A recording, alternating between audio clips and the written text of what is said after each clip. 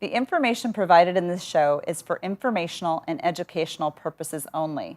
This show is not investment advice, nor is it intended to address the financial needs of any particular viewer. The opinions expressed on this show are not intended to be an endorsement of any particular investment, strategy of service, or any other kind. You must make an independent decision regarding investments or strategies mentioned throughout the show. Before acting on information in the show, you should consider whether it is suitable for your particular situation and strongly consider seeking advice from a financial advisor.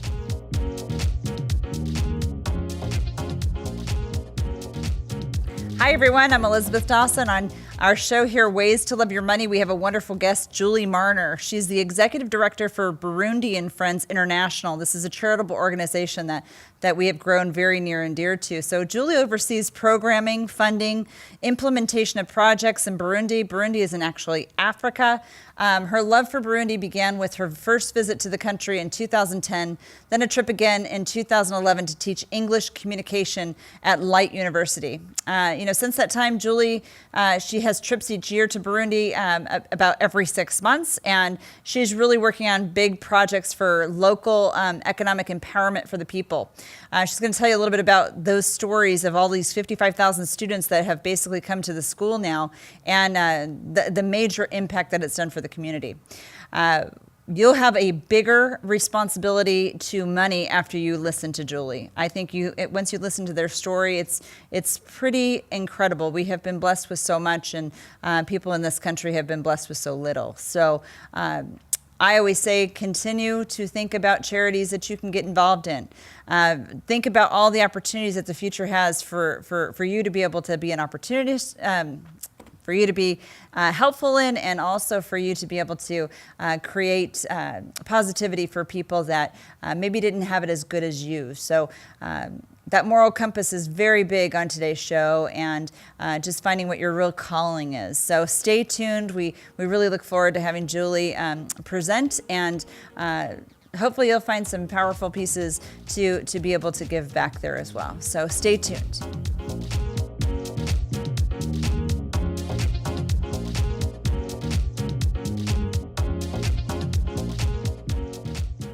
Thank you for listening into Ways to Love Your Money. I'm Elisabeth Dawson, your host, and I have a wonderful guest with us today.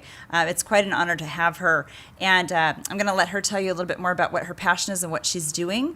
But this is Julie Marner, and she's the Executive Director for Burundi Friends, and it is a nonprofit organization which has done so many things, but I will let her explain what's going on in her world. Thank you. Yes. Thank you for having me here today. You're welcome. So part of what we do is educate people about Burundi, and a lot of people don't know where Burundi is. So I'll just start with the basics. And Burundi is in East Africa. Okay. And its neighbors are Rwanda, which many people know, Congo, and Tanzania.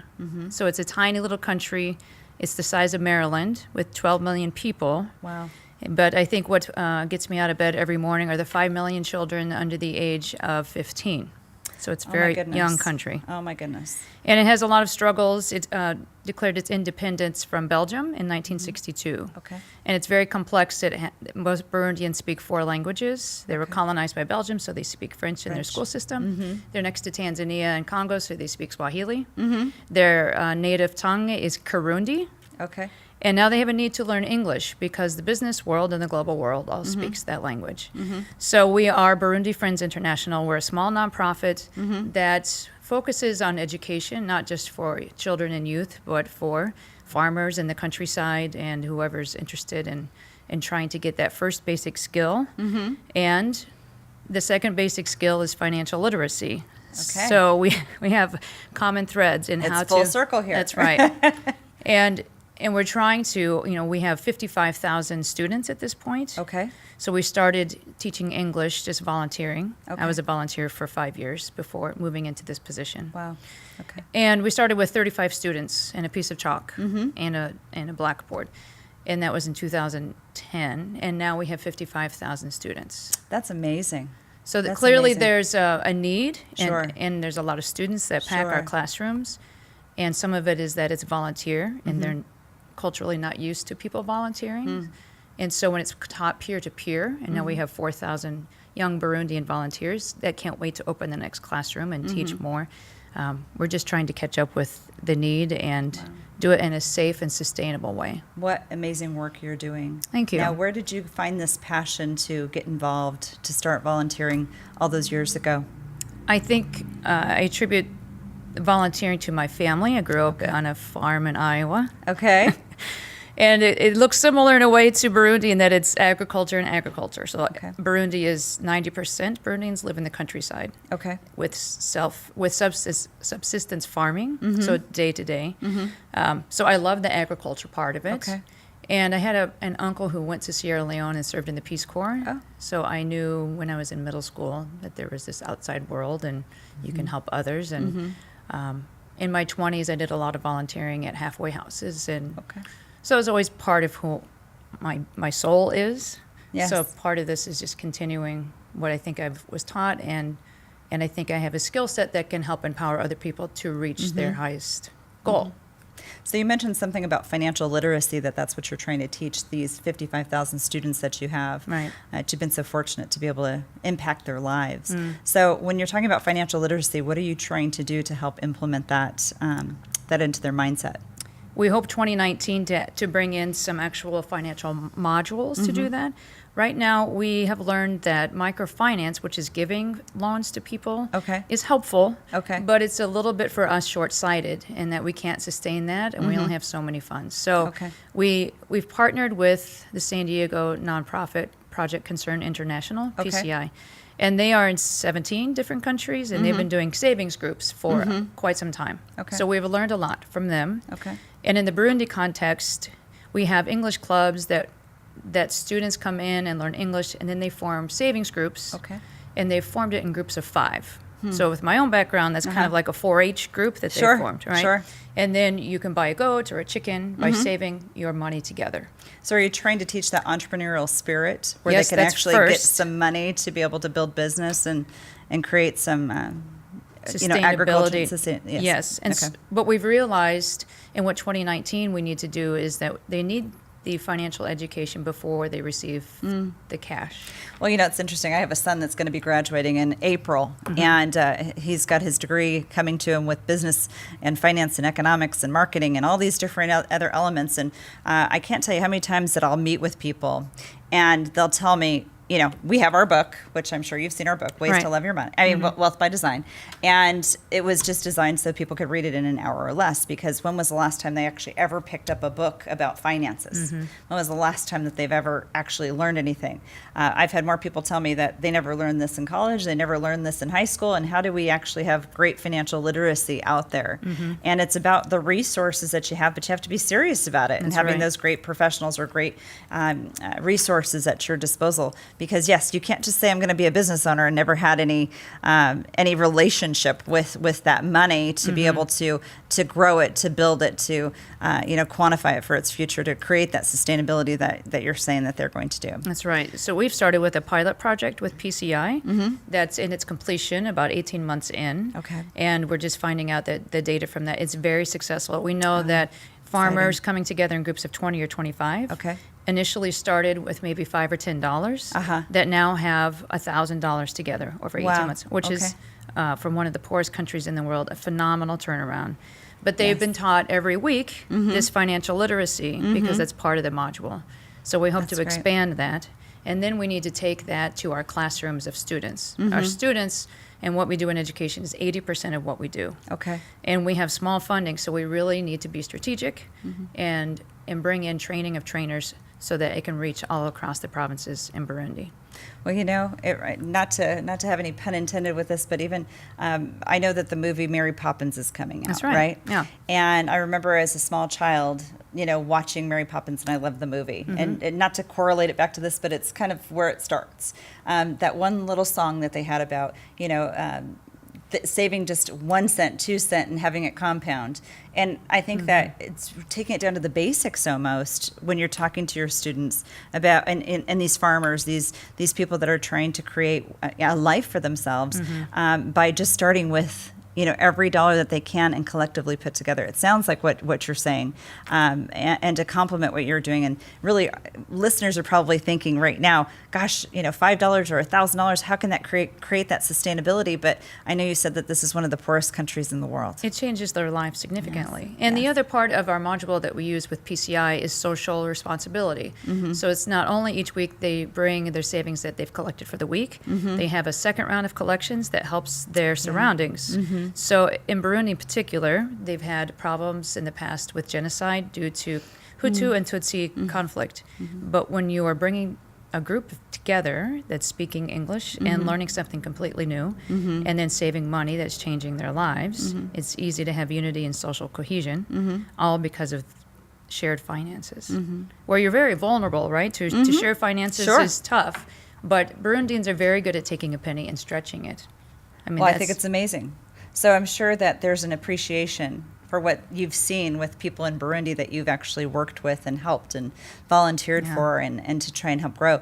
I'm sure that that's translated even into your own personal life. Has that? It has. Yeah, it's overwhelming to go to the countryside there. I was just there again. I think my 7th trip was last August, and I'll be going again in February. So about every 6 months I try to go. And the gratitude that they show is hard to fully accept. It's just part of the process. And we're all very proud of what they do with what we offer. So it's an easy relationship in that way.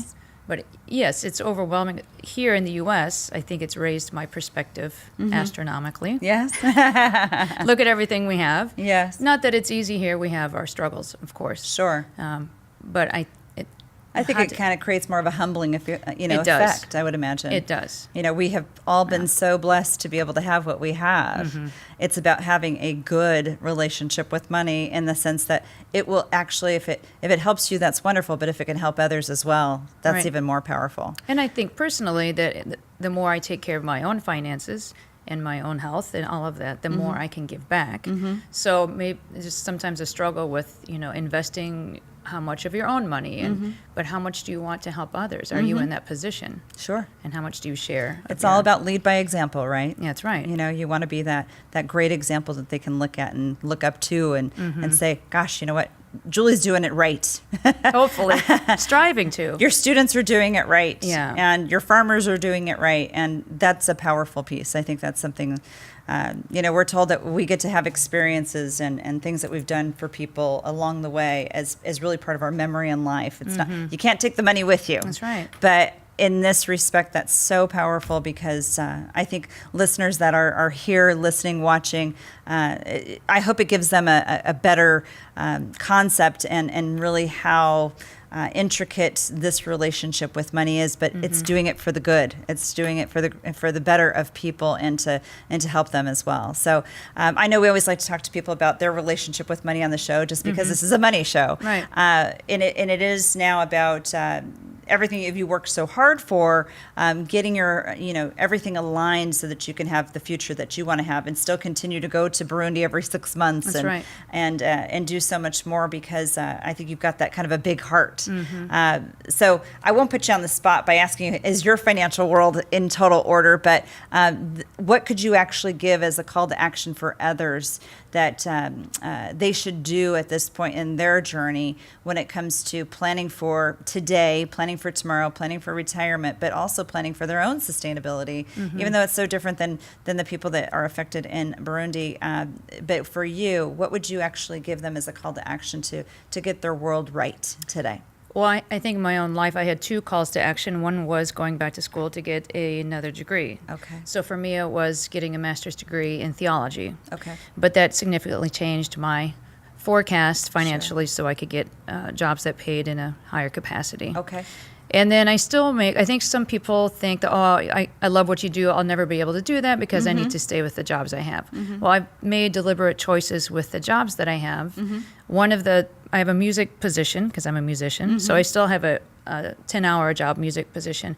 But they allow me to travel 2 months out of the year. That's wonderful. As needed, besides Christmas and Easter. Yes. So I think when you put that out into the world, that I want to do this is my passion, I'm making an impact with other people, I think it's possible that jobs and situations can support that. I feel very in the jet flow of that, and because I've kind of insisted, like, no, I can't take this job anymore. I need to let that go.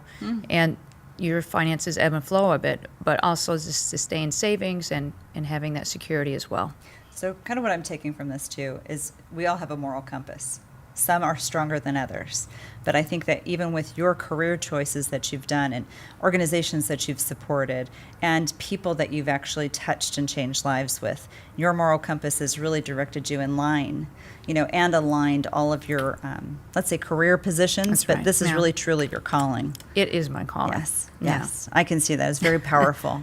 Yeah. Now, tell me a little fun fact about you. I think that you volunteered at one point, and I'd love to hear your story real quick about that. I volunteered in my 20s quite a bit. Yes. And I worked with people who just came out of prison, trying to re-engage into society in a successful way. Sure. And just, people on the margins, maybe mental illness would be part of that. So I still try and do that even in Burundi, to recognize those on the margins in Burundi. Yes. That would be widows and vulnerable children. Yes. But fun facts, I biked across Iowa this summer on a really large bike ride. I've skydived. I work hard and I play hard. I like to do things that are adventurous. I just don't picture you jumping out of a perfectly good plane. Yeah, four times. I did it 4 times and did somersaults. That's pretty impressive. That's really impressive. Well, I like adventure. Yeah, that's great. Which is also, Well, I think that when you're getting on that plane going to Burundi, I think that there's an adventure ahead of you. At I the do same say time. it's not for everybody. I know that we have our Melissa in our office that actually works with you too, Yes. and she was on a trip with you, and she was telling us Yes. about this alligator that's in Burundi. Yeah, it's well known. Yes, what's the name of him again? Gustav. Gustav. So Yeah. we had joked around with her a little bit. Or like, Yeah. did you see Gustav? You don't want to see You don't Gustav. want to see Gustav. So Yeah. Well, again, thank you so much for your time. It's been a pleasure to have Thank you, here on the Elisabeth. show, and we hope that you can come back again in the future. And I'd love to. Julie, can you tell us a little bit about where people can get more information about BFI? Sure. I think our website is the easiest way. It's www.bufri.org. So Burundi Friends, bufri.org. That's wonderful. That's wonderful. I encourage everyone to take a look at the website. It's wonderful. Just the work that they're doing. It's pretty amazing. So again, thank you so much, Julie, for being on the show. And Thank you. we hope to have you back again in the future. Thank you. Would love to.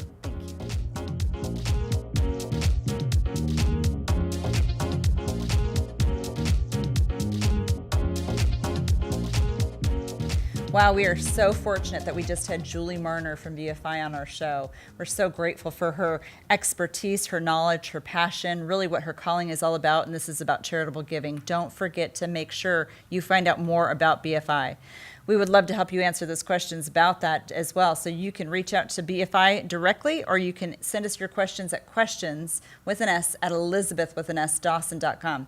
Again, remember to get your charity on. It's important. Whether it's BFI or another charitable organization out there, it's so powerful. It's so powerful that you actually do things that you want to give back. Be glad, be fortunate, be blessed about what you have, and also give back to not only other countries, but to community, to country, to whatever it might be that really drives you, or that really calls you. So with that, I hope that you've gleaned so much more beautiful information from this episode, and you have a bigger appreciation for the hard work and efforts of what Julie's been doing with her team.